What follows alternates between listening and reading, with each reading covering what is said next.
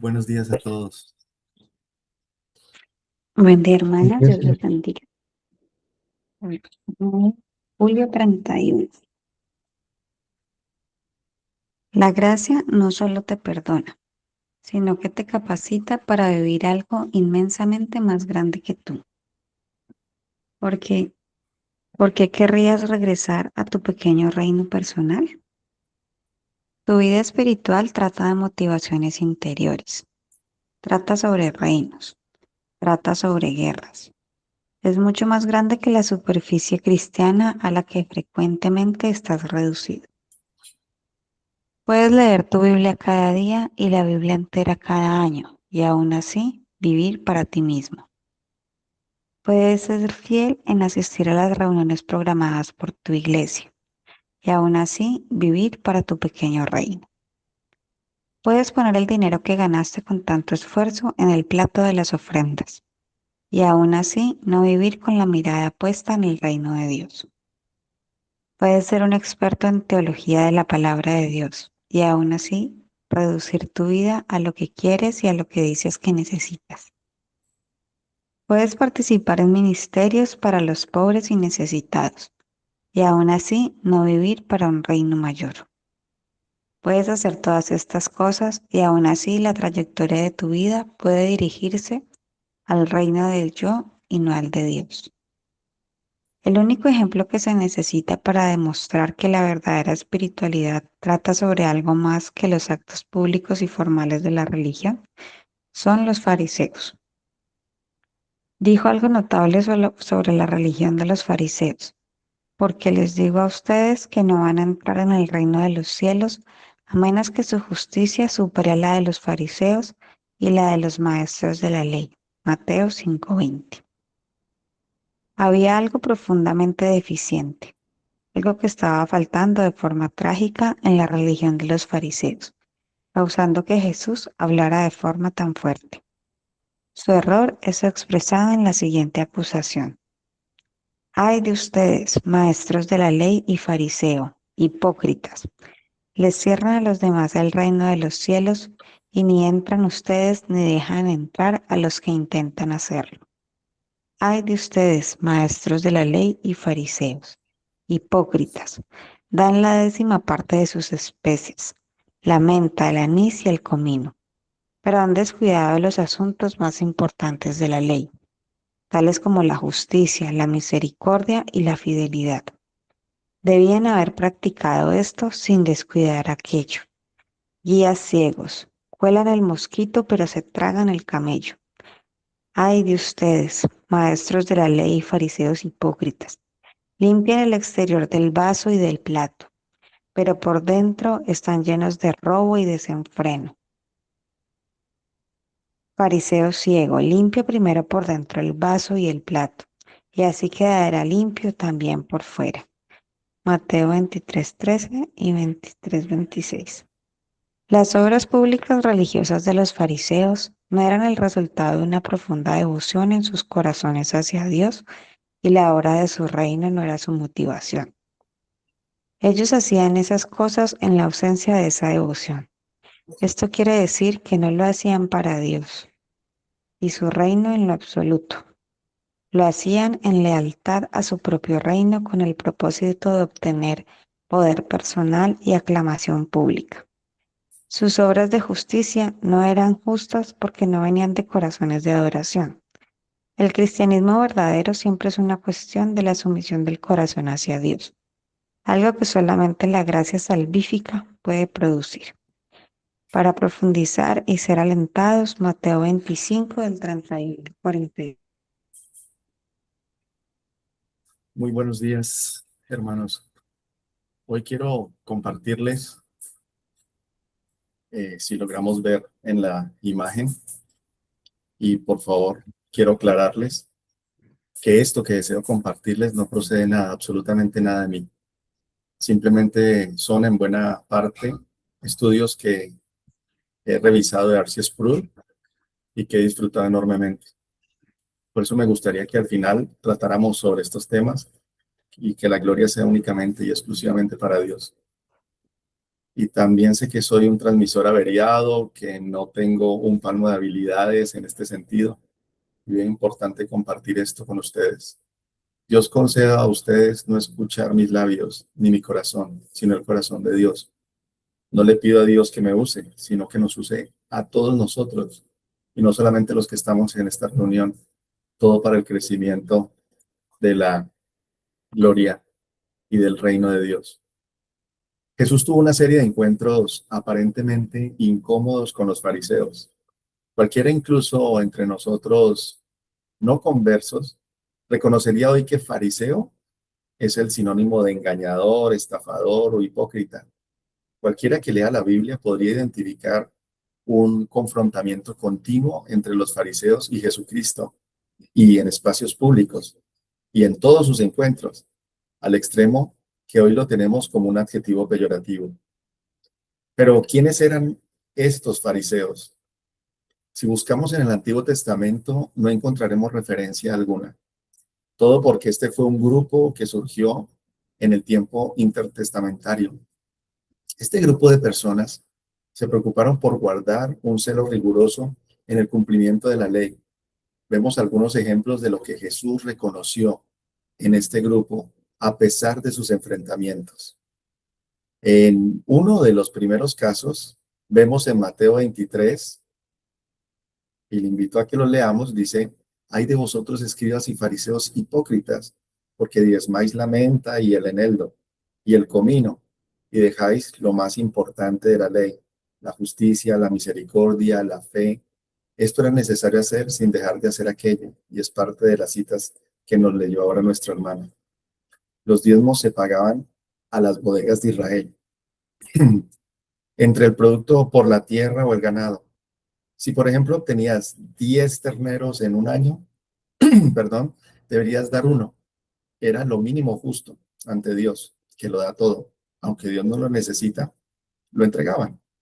Y leyendo Malaquías, ellos lo llevaron a un extremo.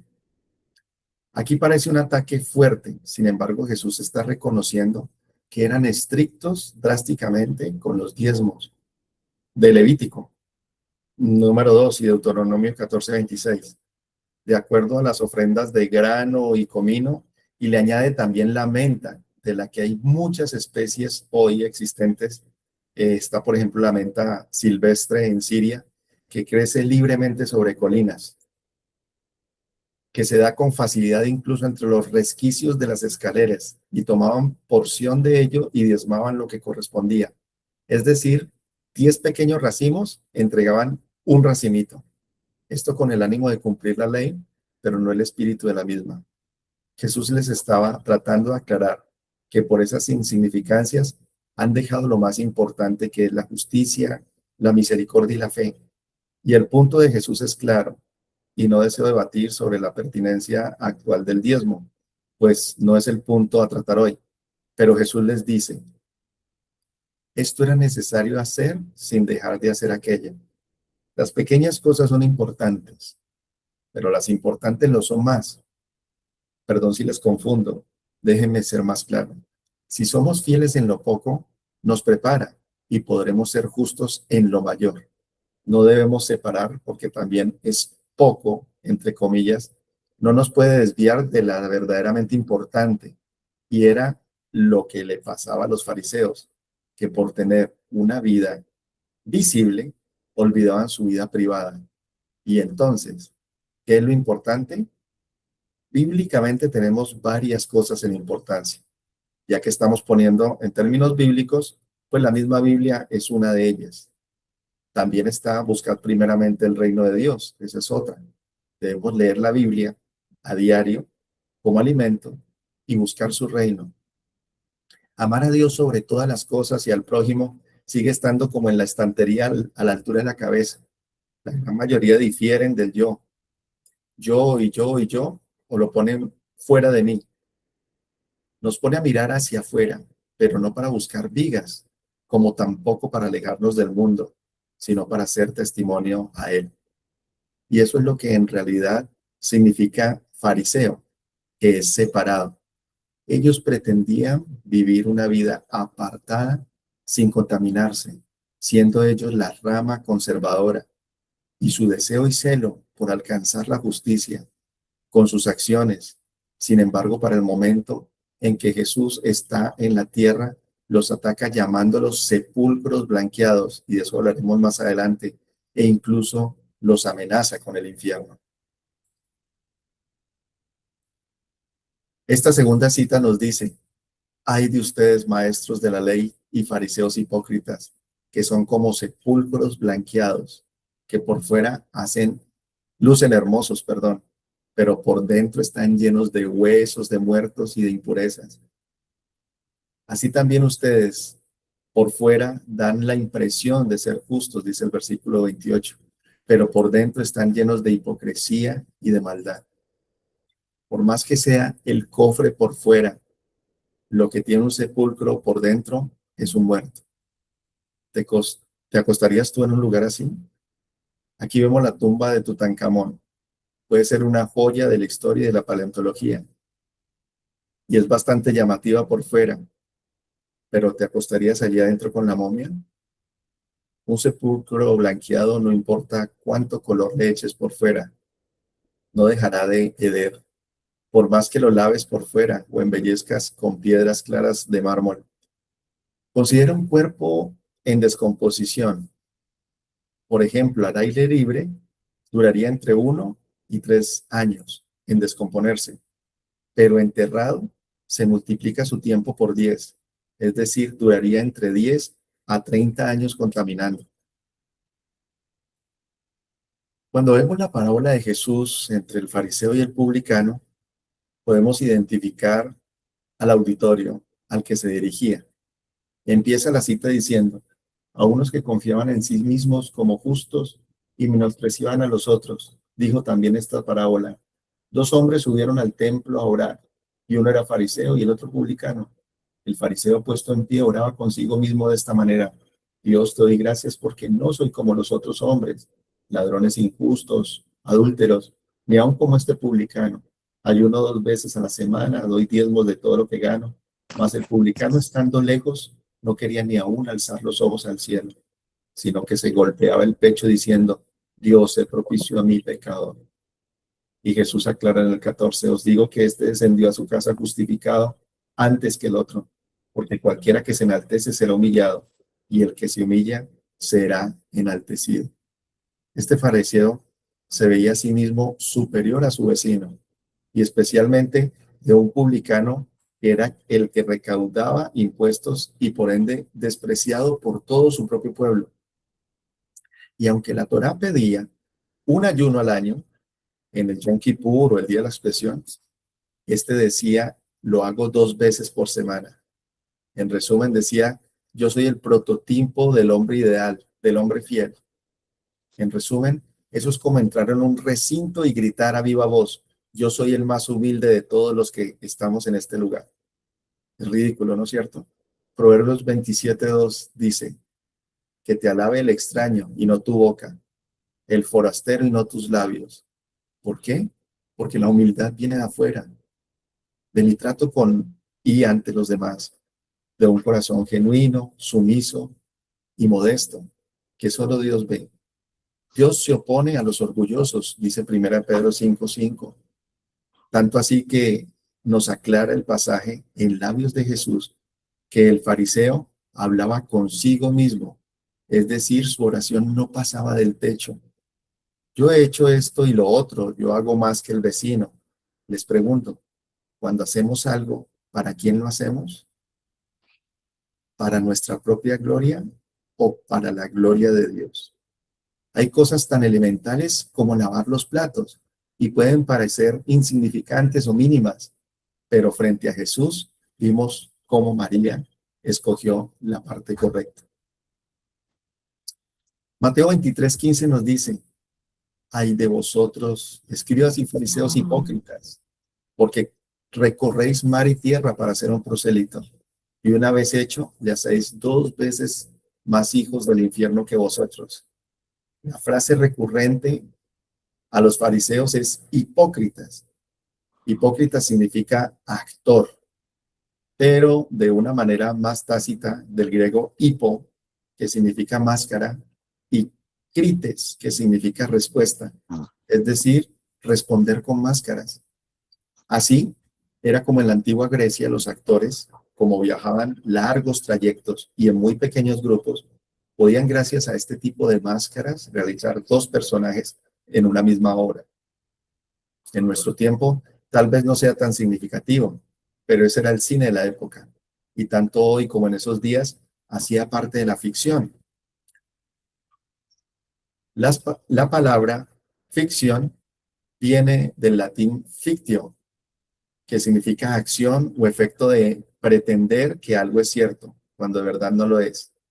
Sus componentes léxicos son fingiré, que es modelar, aparentar, simular, más el sufijo sion, acción o efecto de aparentar. En resumen, es por eso que aún hoy vemos una película, puede ser basada en hechos reales, pero no son los hechos reales. Y gracias a Dios, hoy esto se conserva, de destacar que se trata basada en hechos reales. Hipócrita viene del griego hipócrites. Es así como la hipocresía muestra dos caras o dos facetas, o oculta algo. Y eso es lo que a lo largo del capítulo 23 de Mateo, Jesús les confrontó. Así pues, cuando dicen, ay de vosotros, escribas y fariseos hipócritas, porque recorréis mar y tierra para ser un prosélito, y una vez hecho, lo hacéis dos veces más hijo del infierno que vosotros. Dios también revela un verdadero espíritu evangelista entre este grupo que era capaz de largas caminatas o travesías por mar abierto o las dos juntas, con el fin de conseguir más adeptos a sus creencias. En mi caso, muy personal, dos veces recorrí grandes distancias para evangelizar, una por un corto tiempo en la ciudad de Pasto, Nariño, y la otra en Mocoa, Putumayo. Iba enviado con todos los gastos pagos y en las dos tuve la facilidad del vuelo hasta Pasto, pero definitivamente no me tocaron grandes caminatas o dificultades o ríos o mar. Esto lo comento no para ufanarme, para nada. Todo lo contrario, porque a pesar de mi esfuerzo, no llegué ni a los tobillos del empeño, dedicación y esfuerzo de un fariseo por lograr más adeptos. Los demás espacios para los que creía que era evangelizar, en ese momento los hacía en un corto viaje familiar o regularmente con personas conocidas. Es decir, mi esfuerzo no llegó a mayores. Jesús deja entrever que estos hombres ponían un gran empeño por buscar a sus perdidos, entre comillas, en un celo evangelístico, también entre comillas, sin paralelo en todo el mundo antiguo. Mateo 23:14 dice, ay de vosotros, escribas y fariseos hipócritas, porque devoráis las casas de las viudas y como pretexto hacéis largas oraciones, por eso recibiréis mayor condenación. Jesús aquí registra que por largas temporadas oraban, sobre pretexto de sacar provecho de las casas de las mujeres indefensas. Incluso en la oración del Padre Nuestro y por la afiliación con los adjetivos que hemos visto, podremos entender a quién apuntaban los dardos enviados por Jesús. Le leeré Mateo 6 hasta el versículo 8. Ponga mucha atención a esos dardos. Mateo 6, desde el 1. Guardaos de hacer vuestra justicia delante de los hombres, para ser visto de ellos. De otra manera, no tendréis recompensa de vuestro Padre que está en los cielos. Cuando pues des limosna, no hagas tocar trompeta delante de ti, como lo hacen los hipócritas en las sinagogas y en las calles para ser alabados por los hombres. De cierto os digo que ya tienen su recompensa. Mas cuando tú des limosna, no sepa tu izquierda lo que hace tu derecha, para que sea tu limosna en secreto. Y tu Padre que ve en lo secreto, te recompensará en público. Y cuando ores, no seas como los hipócritas, porque ellos aman el orar en pie en las sinagogas y en las esquinas de las calles para ser vistos de los hombres. De cierto os digo que ya tienen su recompensa. El versículo 6 nos dice, mas tú cuando ores, entra en tu aposento y cerrada la puerta, ora a tu Padre que está en secreto, y tu Padre que ve en lo secreto te recompensará en público. Y orando no uséis vanas repeticiones como los gentiles, que piensan que por su palabra serán oídos. No os hagáis pues semejantes a ellos, porque vuestro Padre sabe de qué cosas tenéis necesidad antes que vosotros las pidáis. Bueno, de una u otra manera debemos reconocer que Jesús elogió, o más bien reconoció a los fariseos, primero por su diezmo, su evangelización, su tiempo de oración y profunda religión. Pero, llegaron a ser presumidos sobre sus propios logros morales, segregándose, es decir, apartándose de cualquiera que pudiera contaminarlos. Aunque sabemos que no enseñamos la justificación por obras, los fariseos no eran justos para con Dios, sino justos para sí mismos. Hoy cualquiera se identificaría como menos malo que el vecino. Decimos, bueno, por lo menos yo no hago lo que mi vecino sí hace. O ese otro hombre es un violento, o es un grosero, o es un gruñón. Y regularmente la tabla rasa o el punto de medida somos nosotros mismos, dentro de una capa de falsa humildad, creyendo que si somos más buenos que los malos, ya es suficiente. Les comparto una historia. En cierta oportunidad, un hombre que estaba ufanándose de su nuevo vehículo con sus nuevos amigos durante un juego de golf, al final invitó al más anciano a llevarlo en su nuevo vehículo a casa. Cuando se montó su acompañante en el puesto del copiloto, inmediatamente empezó a hablar de todas las virtudes de su auto Chrysler, agregando, me imagino que nunca ha visto una consola tan moderna y un tablero como este forrado todo en cuero. A lo que el anciano le respondió, no, en realidad no, regularmente no desde tan cerca. Este hombre estaba transportando a Lee Iacocca. Él era un famoso CEO en los 80s de la empresa Chrysler. Sin saberlo, un magnate que regularmente era llevado por un conductor, un chofer. La Biblia, el más sabio de los libros, nos dice, con el orgullo viene la deshonra, con la humildad la sabiduría, en Proverbios 11:2. Retomando, debemos amar a Dios por encima de todo, haciendo todo para Él y para su gloria. Pero muchas veces no somos capaces de dedicar una hora o un minuto de nuestra vida para honrarle. Nuestra relación con el Padre queda reducida a meras peticiones o dudas sobre su control soberano. Los afanes de este mundo, de este pequeño mundo, que queremos encerrarlo en un cristal, excluye a todos los demás, dejándonos a nosotros dentro. Difícilmente sentimos empatía por otros, excepto si pertenece a nuestro pequeño círculo más cercano. Pero aprendemos a reconocer que nuestro grande problema se hace pequeño cuando empezamos a ver las necesidades de nuestros hermanos o de los necesitados. O por el contrario, Dios tiene que intervenir, quebrando ese delicado cristal que hemos fabricado para comprender que no somos dueños de nada, que este mundo no nos pertenece, ni siquiera ese pequeño que hemos creado, y que todo, incluyéndonos nosotros, le pertenecemos. Jesús en su ministerio dio advertencias serias sobre quienes hacen profesión de fe y que no poseen lo que profesan, y que la iglesia está formada por trigo y por cizaña, productos tan parecidos cuando están jóvenes que es difícil identificar y con objetivos distintos. El primero, que es el trigo, sirve para alimentar, y el segundo tiene semillas tóxicas y venenosas. Así pues tenemos creyentes verdaderos y no verdaderos, a lo que San Agustín llamó un corpus permixtum, un cuerpo mixto. Tendremos siempre esta incertidumbre. La cita que el pastor Tripp al 31 de julio nos invita a observar es la que menciona al Señor separando a las ovejas de los cabritos. La Biblia también nos advierte que saldrían de nosotros, pero que no eran de nosotros en 1 Juan 19. Y de esto hablaremos un poquito más adelante. Así es como podemos llegar a entender un poco el pasaje clave de esta mañana.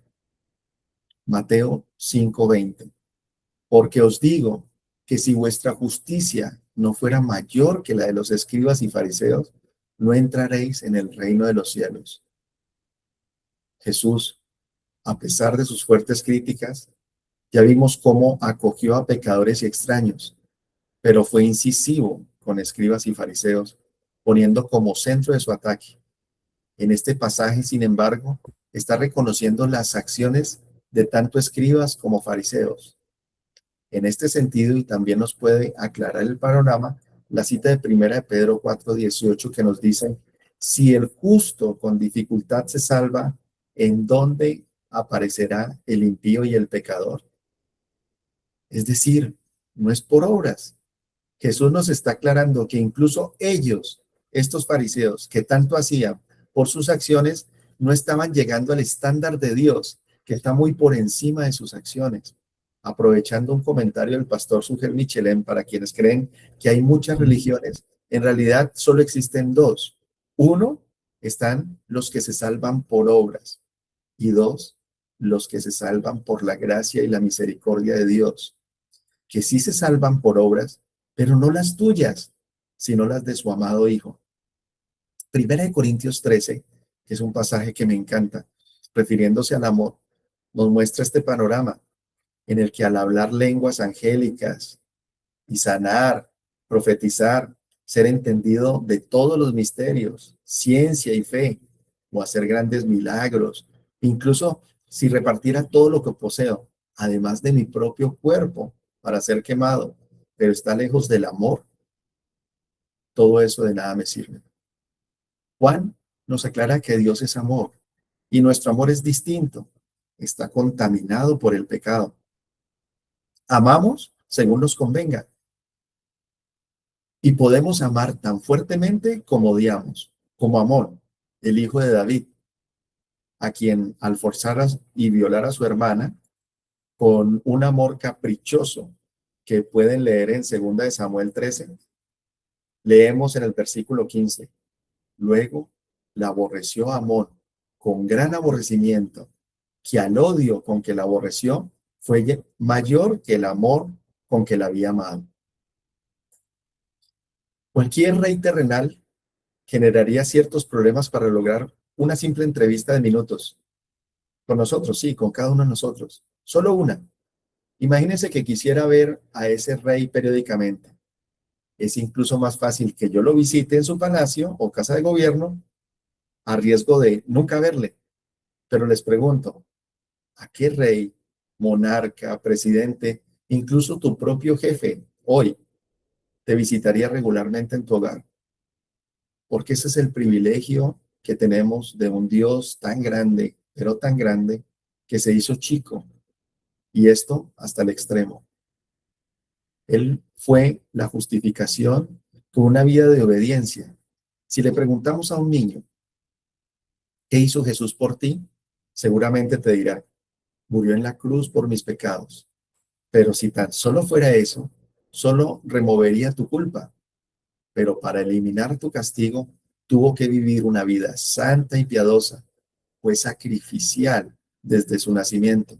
Su humildad fue reconocida por todos. No acaparó riquezas, más bien las despreció. Y para llevar a cabo una misión mayor, y por ello fueron imputados tus pecados. Siendo justificado, tenemos paz para con Dios y acceso a su presencia en todo momento. Y mientras quieras hacer tu propia justicia, ya estás condenado porque echas en tierra su vida y su sacrificio. Somos ya privilegiados porque Dios nos concedió, aún siendo polvo, como polvo, ni siquiera tierra, sino polvo, lo más fino que hay, llevar en nosotros la imagen y la semejanza de Dios. Pero con una ofensa buscamos sublevarnos. El fruto nunca fue importante como lo fue el acto mismo de transgredir su mandato. Era una flagrante sublevación ante el poder, la autoridad y el dominio de nuestro Dios. Terminamos amando más las tinieblas que la luz. Las cabras y las ovejas son especies distintas. No pueden producir hijos fértiles, pues su diferencia cromosómica lo impide. Las cabras tienen 60 cromosomas y las ovejas tienen 54 cromosomas. En un campo abierto, por su tamaño y ausencia de luz, pueden confundirse, pero ante la luz sus diferencias se hacen claramente visibles. Para que reflexionemos. Dice, y cuando el rey venga, el Hijo del Hombre, al separar las ovejas de cabritos, me llena de profundo temor, pero dice que las ovejas tienen una clara actitud humilde.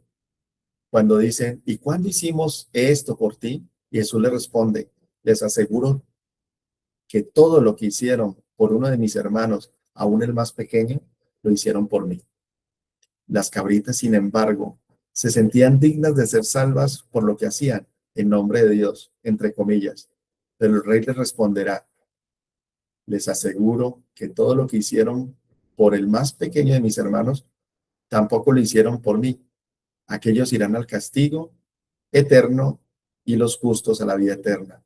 Al respecto añade Lucas 7, en el versículo 21, no todo el que me dice, Señor, Señor, entrará en el reino de los cielos, sino el que hace la voluntad de mi Padre que está en los cielos.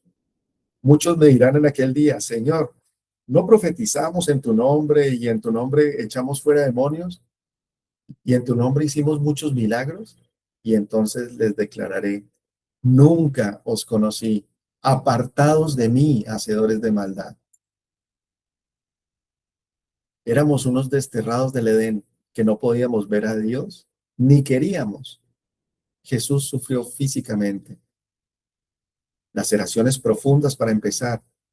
El uso del flagrum, que es ese látigo con bolas de plomo y hueso, desgarró la piel, los vasos sanguíneos y los músculos de la espalda y piernas. Su corona de espinas, esos punzantes tallos en la cabeza, causaron sangrado continuo, con presión directa sobre los nervios sensoriales del cráneo. También el shock hipovolémico, que es la pérdida crítica del volumen sanguíneo, provocó taquicardia, caída de presión arterial, debilidad extrema y mareos constantes. Sufrió el desprecio con burlas y golpes, escupitajos e insultos, como por ejemplo, si eres Dios, sálvate a mí mismo, o por los sacerdotes el completo desprecio.